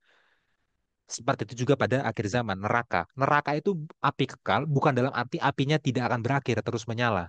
Bukan. Tapi dia akan memberikan sebuah konsekuensi kekal, memusnahkan, membinasakan. Itu maksudnya api kekal. Ya. Ya, karena jelas sekali kan Sodom dan Gomora sekarang apinya udah nggak menyala. Kalau memang artinya itu adalah api kekal dalam arti apinya terus menyala, ya coba sekarang mana apinya Sodom dan Gomora yang masih menyala itu kan nggak ada. Ya, jadi jelas api kekal bukan berarti nerakanya yang kekal, tapi konsekuensinya yang kekal. Kebinasaannya, kemusnahannya itu yang kekal. Itu maksudnya ya. Ini penting sekali untuk doktrin kita tentang neraka ya. Ya, Iya, dan benar. kita hubungkan dengan kitab Wahyu Bil. Wahyu 14 ayat eh, 11 kayaknya. Wahyu, sorry berapa tadi? 14 ayat 11. 17 ayat 11. 14. 14. 14 ayat 11. Oke. 14, sorry. Ayat 11. Maka asap api yang menyiksa mereka itu naik ke atas sampai selama-lamanya. Dan siang malam mereka tidak henti-hentinya disiksa, yaitu mereka yang menyembah binatang serta patungnya itu, dan barang siapa yang telah menerima tanda namanya. Iya. Nah, ada beberapa kelompok Kristen yang membaca ayat ini terus berpikir bahwa neraka itu adalah sebuah penyiksaan kekal. Jadi api neraka itu akan menyala terus selama-lamanya dan orang di neraka akan disiksa terus selama-lamanya. Ya. Tapi perhatikan itu ya. Api yang naik ke atas, sorry, asap api yang naik ke atas itu kan merujuk pada peristiwa Sodom dan Gomora. Ya. Karena kalau kita baca tadi Kejadian 19 di ayat-ayat selanjutnya itu dijelaskan bahwa belerang yang menghanguskan Sodom dan Gomora itu menghasilkan asap yang naik ke atas. Oke, jadi waktu Wahyu 14 ayat 11 berbicara tentang asap yang naik ke atas itu merujuk pada peristiwa Sodom dan Gomora yang dihancurkan dengan belerang sampai asapnya naik ke atas. Ya dan jelas Sodom dan Gomora itu apinya nggak menyala selama-lamanya. Begitu juga nanti neraka, ya apinya nggak menyala selama-lamanya, gitu ya. Ya, mungkin frasa yang cukup sulit adalah tidak henti-hentinya disiksa. Nah, sekarang apa maksudnya tidak henti-hentinya disiksa? Ya, ya sekali lagi sama dampaknya. Ya, penyiksaan yang dirasakan di neraka itu menghasilkan sebuah dampak yang tidak berhenti. Jadi mereka akan terus-menerus musnah, terus-menerus binasa. Ya, tentu saja ini bukan sebuah pembahasan yang sangat mendalam tentang doktrin neraka ya, karena kalau kita bahas doktrin neraka dengan dalam ya itu bisa berjam-jam lagi gitu kan ya. Tapi semoga ini bisa cukup membantu kita untuk memahami gitu ya tentang apa yang dimaksud tentang neraka ya, karena penggambaran neraka itu jelas mengambilnya dari Sodom dan Gomora kan gitu ya. Seperti Sodom dan Gomora, seperti itu juga neraka nantinya. Kan gitu ya. Nah, sampai situ Bill, silahkan tanggapannya. Ya, dan benar ya kata Mas Yansen, mungkin sesi ini tidaklah cukup untuk membahas ini lebih dalam, dan saya mengencourage teman-teman untuk mempelajarinya lebih dalam lagi tentang hal ini. Dan ya, karena jujur saja ini adalah salah satu distinctive doktrin ya di gereja Advent, gitu kan, yang membedakan kita dengan kekristenan lainnya yang percaya bahwa neraka itu disiksa selama-lamanya. Dan itu adalah salah satu poin yang sulit untuk didebat bagi orang Kristen pada umumnya, ketika teman-teman kita dari golongan ateis atau dari agama lain mempertanyakan kasihnya Tuhan kita, gitu kan. Jadi menurut saya ini adalah salah satu hal yang harus kita clear gitu ya sebagai orang Advent. Paling tidak kita memiliki pengetahuan yang cukup, saya rasa, untuk memulai conversation gitu ya. Ini udah cukup ya, bahwa peristiwanya refleksinya adalah Sodom dan Gomora yang sudah musnah. Begitu juga nanti yang disiksa selama-lamanya itu maksudnya adalah musnah. Dia mati untuk selama-lamanya. Saya rasa itu udah, kalau pembicaranya singkat, saya rasa penjelasan Mas Hansen ini udah cukup lah ya untuk memberikan konteks neraka itu seperti apa. Mungkin itu sih Mas Hansen. Ya, oke, mari kita tutup pelajaran ini. Kita Yes. kembali ke ayat inti, Bill. 1 Korintus 10 ayat 11 sampai 12. Korintus.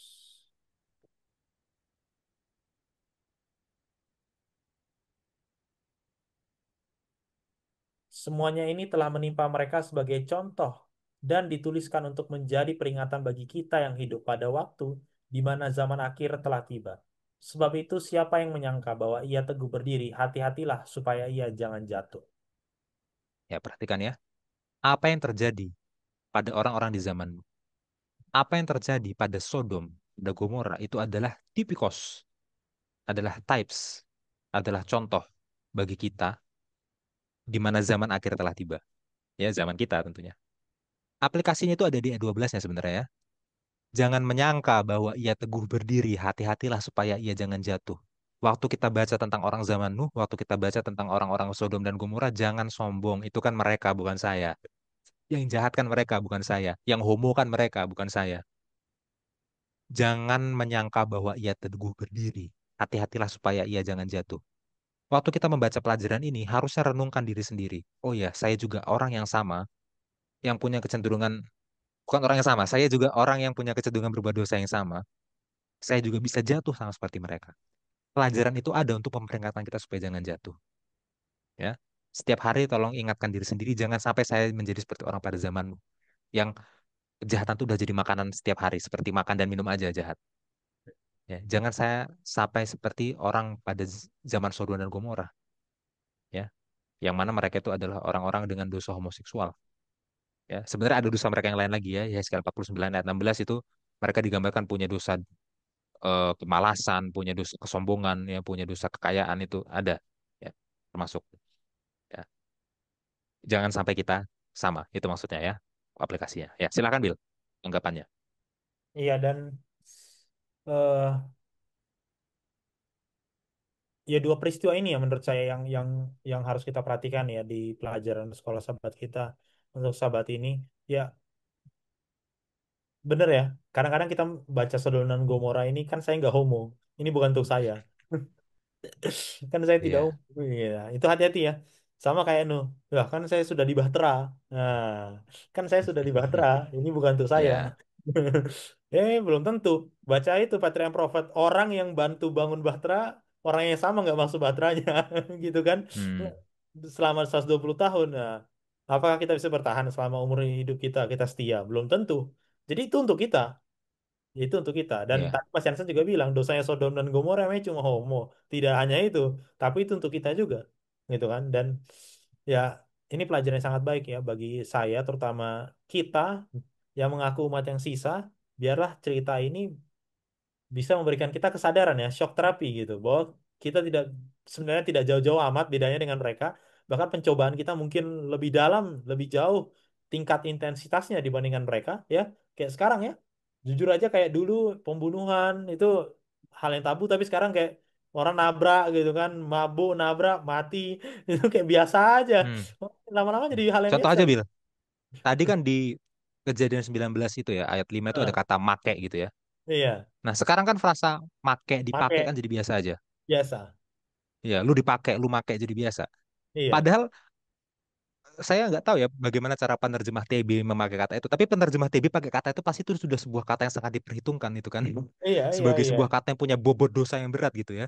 Tapi iya, sekarang umum itu, make, dipakai. Ya iya, gitu ya. iya, iya, Udah dan kayak makanan sehari-hari. benar. Kan gitu. Dan itu kan udah kacau ya. Itu kan udah Hmm, kacau. Dan saya rasa itu ya, Mas Yansa, menurut saya secara pribadi, apa normalize evil itu ya, menormalisasikan kejahatan itu menurut saya hal yang paling mudah untuk dilakukan dan menurut saya akan ke sana pada akhirnya nanti. iya. Karena kita jadi nggak tahu bedanya.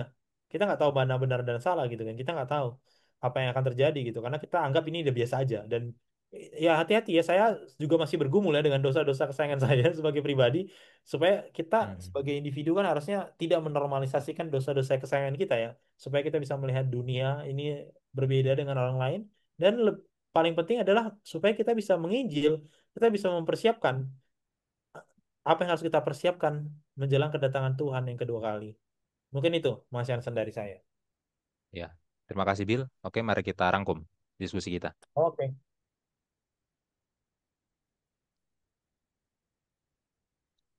Iya. Eh Yang pertama tentu dari ayat inti ya, 1 Korintus 11 ayat 12 ya, yang terjadi di masa lalu ya, sejarah di masa lalu. Dalam hal ini eh, zaman Nuh dan zaman Sodom ya, itu menunjuk kepada akhir zaman. Ya, dalam bahasa aslinya itu menjadi tipikos, types bagi akhir zaman. Oke, itu yang pertama. Kemudian masuk ke kisahnya Nuh ya, eh, kejadian 6 itu ya. Di ayat 5 eh, Tuhan melihat semuanya itu jahat ya. Itu adalah kebalikan dari penciptaan di mana Tuhan melihat semuanya itu baik ya. Jadi apa yang terjadi di zaman Nuh itu kebalikannya penciptaan.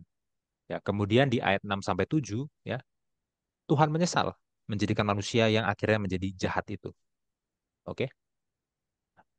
Khotbah Yesus tentang akhir zaman di Matius 24 menjelaskan bahwa akhir zaman itu akan seperti zaman Nuh ya. Artinya kalau di akhir zaman orang seperti zaman Nuh berarti orang di akhir zaman itu akan jahat ya. Deskripsi kejahatannya itu yang sangat menarik ya, dijelaskan di ayat 38 itu ya, bahwa kejahatan itu berlangsung sebagai aktivitas normal sehari-hari. Ya orang menjalankan aktivitas seperti biasanya aja, makan, minum, kawin, mengawinkan ya. Kejahatan itu menjadi bagian normal dari kehidupan sehari-hari masyarakat.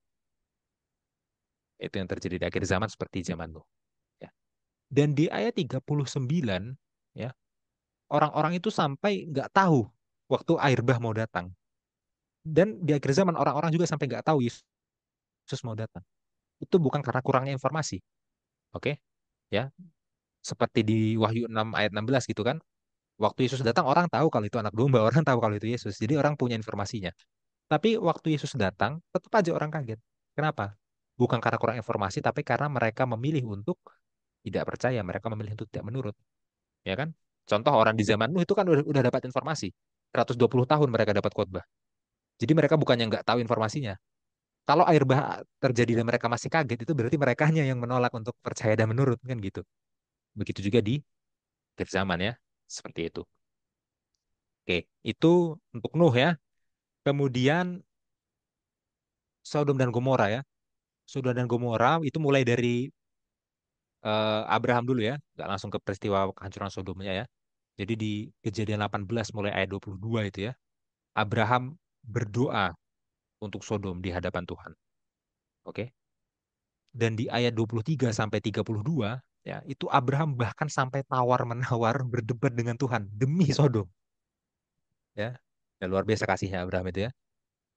Dan ya, akhirnya dari 50 sampai 10 gitu ya. Tuhan tidak akan menghancurkan Sodom asalkan minimal ada 10 orang eh, yang baik, yang apa orang yang tidak jahat nah gitu ya istilahnya. Masuk ke Kejadian 19 ya, di ayat 1 sampai 5 ya. Di situ dijelaskan bahwa orang-orang Sodom ingin yada ya, terhadap tamu-tamunya Lot. Ya, mereka ingin mengetahui tamunya Lot.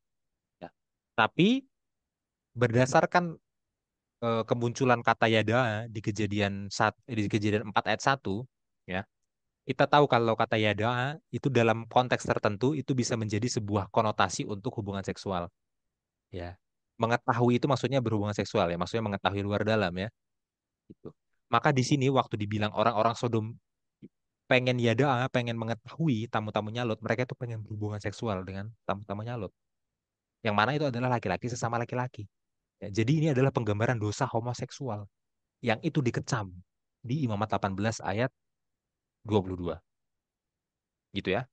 Nah, dilanjutkan kemudian ke Kejadian 19 ayat 24 sampai 25. Di situ terjadilah peristiwa kehancuran Sodom dan Gomora itu ya. Mereka hancur dengan belerang ya dan dikatakan tunggang balik. Mereka ini tunggang balik ya. Yang dalam bahasa Ibrani adalah hapah itu ya. Jadi itulah cirinya eh, kehancuran Sodom. Mereka itu hapah, tunggang balik ya. Pakai kah ya, hapah. Oke. Apa signifikansinya bagi akhir zaman? Ya ada di Yudas 7, ya kan? Yudas 7 menjelaskan ya bahwa apa Sodom merujuk pada akhir zaman. Seperti apa Sodom, seperti itu juga akhir zaman. Ya, artinya di akhir zaman akan ada lagi dosa homoseksualitas yang masif gitu ya. Ya. Pembahasannya bisa berhenti di sini sebenarnya, ya. Tapi kalau waktunya cukup ya, saya mohon ditambahkan pembahasan aplikasi, meskipun ini udah di luar pelajaran sekolah sahabat. Ya. Karena kalau kita tahu di akhir zaman akan ada homoseksualitas, terus apa aplikasinya? Ya harus dibahas dong, begitu ya. Aplikasinya itu dari 1 Korintus 6 ayat 8 sampai 10, ya. Bagaimanapun homoseksualitas itu ya, yang digambarkan sebagai banci dan pemburit ya, sebagai orang yang ditiduri dan orang yang meniduri itu ya bahasanya ya. Bagaimanapun itu adalah termasuk dosa-dosa yang membuat orang keluar tidak masuk kerajaan surga loh, gitu ya. Dan solusinya ada di ayat 11. Ya, 1 Korintus 6 ayat 11 menjelaskan, dahulu kamu demikian, tapi kamu disucikan, dikuduskan oleh nama Yesus ya. Jadi solusinya adalah Yesus Kristus. Yesus Kristus itu memberikan apa istilahnya kekuatan untuk menaklukkan bukan hanya perbuatan dosanya, tapi kecenderungan berbuat dosanya. Ya memang betul ada orang yang cenderung berbuat homoseksual, seperti dosa-dosa lainnya ada kecenderungan juga. Tapi itu bisa ditaklukkan ya oleh darah anak domba tanpa mengabaikan faktor pendampingan psikologi tentunya ya. Itu bukan mengabaikan itu karena Tuhan bisa bekerja lewat itu juga kan, Ya. gitu ya. Tapi homoseksual itu harus ditaklukkan ya. Pembahasan 1 Korintus 6 ayat 8 sampai 10 ini bukan bertele-tele, ini mengaplikasikan apa yang sudah dinubuatkan akan terjadi di akhir zaman. Kan gitu ya. Oke, lanjut ya. Poin nomor 4 mengenai neraka. Ya, di Yudas 7 itu ada sebutan api kekal. Oh, tanyaannya, apakah Sodom dan Gomora itu apinya kekal dalam artian apinya itu masih menyala sampai sekarang? Ya enggak, jelas enggak. Ya, Sodom dan Gomora itu udah hancur, udah musnah, udah binasa gitu. Jadi apinya enggak menyala sampai sekarang. Ya. Terus kenapa dibilang api kekal? Ya, bandingkan dengan 2 Petrus 2 ayat 6 ya. Yang dimaksud dengan api kekal itu maksudnya apa? Api yang memberikan dampak kekal, konsekuensi kekal. Jadi dia api ya yang membinasakan, yang menghanguskan ya, dan itu efeknya kekal. Seperti itulah Sodom dan Gomora dan seperti juga neraka. Neraka itu seperti itu ya. Neraka itu bukan api yang akan menyala selama-lamanya enggak. Neraka itu api yang akan membinasakan, memusnahkan sampai selama-lamanya. Nah, itu maksudnya. Jadi efek kemusnahan dan efek kebinasaannya itu yang selama-lamanya. Ya. Bisa juga dibahas ke Wahyu, Wahyu 14 ayat 11, tapi kalau waktunya nggak cukup, yang Wahyunya nggak dibahas, nggak apa-apa. Ya. Itu aja sih poinnya ya. Ya bisa kembali ke ayat inti lagi ya, bahwa jangan sampai kita merasa aman itu kalau kita mau kembali ke ayat inti di poin nomor 5 boleh. Tapi kalau waktunya nggak cukup, ya ini udah bisa untuk merangkum semua diskusinya. Seperti itu, Bill. Oke, terima kasih Mas Jansen. Ya saya rasa ini adalah pelajaran yang begitu baik ya. 1 minggu ini kepada siapa akhir telah datang itu kan bagus ya judulnya, kepada siapa akhir telah datang ya kita lah akhir itu kepada kita lah akhir Akhir. zaman itu telah datang Ya, gitu kan. Dan ini adalah ya, renungan bagi kita yang harus kita turuti ya, jangan seperti orang di zaman Nuh yang tahu tapi tidak menurut gitu kan. Ini sekarang ya, kita sudah tahu, jadi kita harus menuruti dan harus kita bagikan, harus kita memberikan Injil kepada orang-orang supaya mereka bisa melakukan hal yang sama. ya, Nah, dan ya. Dan sam mengomentari judulnya ya, nah gimana? kepada orang di zaman Nuh dan kepada orang di zaman Sodom dan Gomora ya, itu semuanya datang itu akhirnya, Iya, ya kehancuran itu. Jadi kepada siapa akhir telah datang? Ya kepada orang zaman Nuh mereka berakhir dong di air bah, dan kepada orang Sodom Gomora mereka juga berakhir dalam api belerang itu kan gitu ya. Jadi iya, itu jadi contoh untuk akhir zaman. Nah, berarti kalau kita perilakunya sama seperti orang zaman Nuh dan seperti orang zaman Sodom ya kita juga akan berakhir juga. Ya itu kan poinnya kan. Itu. iya, iya, iya, iya, iya. Makasih, makasih refleksi judulnya. Ya, itu bagus banget ya.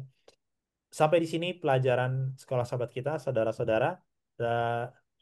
Ya, ini ya, saya lihat ini apa dikit, apa namanya penutup dikit ya. Saya lihat eh, viewer kita semakin lama, semakin semakin banyak gitu ya, puji Tuhan dan bahkan dalam diskusi sekolah sahabat di gereja pun banyak orang yang udah mulai membaca. Bahkan paling kalau mungkin nggak nonton sampai selesai ya paling nggak mereka pakai study notes kita, gitu. Mereka Hmm. download study notes kita dan bertanya gitu, kepada saya, ini maksudnya apa gitu. Kan mungkin dia nggak ada waktu untuk nonton videonya. Ya nggak apa-apa gitu kan, ya nggak apa-apa. Tapi Hmm. ya ya saya eh, kita udah lama banget gak minta. Bagi saudara yang merasa terberkati, tolong bantu share gitu ya. Bagi Iya. saudara yang merasa terberkati, tolong bantu share kepada teman-teman dan ya saya ini ya ada sebuah apa ya, ada sebuah panggilan dan sebuah apa eh, bagi saya secara pribadi karena saya mendapatkan banyak sekali input bahkan dari pendeta-pendeta dan bagi orang awam gitu ya bahwa sudah selayaknya lah kita menormalisasikan pembelajaran Alkitab yang lebih dalam gitu ya, yang lebih dalam, yang lebih intens. Bukan berarti yang kami bahas di sini sangat dalam sekali, ini paling dalam dari segalanya. Enggak, buktinya tadi Mas Hansen bilang, oh ini nggak sempat, kita nggak ada waktunya gitu ya. Jadi ini bukan yang ultimate dalam gitu, tapi maksudnya sudah saatnya lah kita memiliki belajar Alkitab itu lebih dalam dari biasanya. Kalau kita belajar sekolah sahabat, kita buka ayatnya. Ya karena nggak banyak orang yang belajar sekolah sahabat cuma baca bukunya aja, nggak dibuka ayatnya, gitu kan. Hmm. Dan Hmm. itu sangat berbahaya ya. Sekali Iya. lagi saya katakan. Padahal ini di Jadi, sampulnya kan pedoman, nggak kelihatan ya, nah, guys. Pedoman pendalaman Alkitab. Oke, iya, jadi Sekolah Sahabat Dewasa itu adalah pedoman pendalaman Alkitab. Ini adalah buku untuk belajar Alkitab. Jadi yang utama benar ya Alkitabnya dong.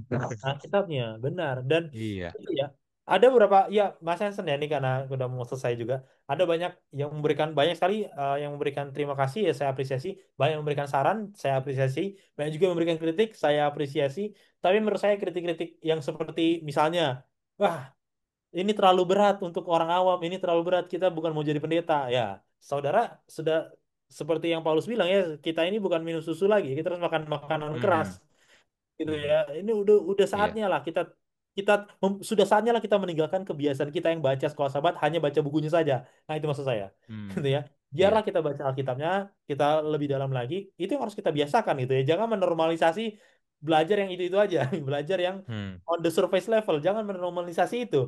Gitu ya. Dosa aja bisa tambah update. Masa kita nggak tambah update gitu kan?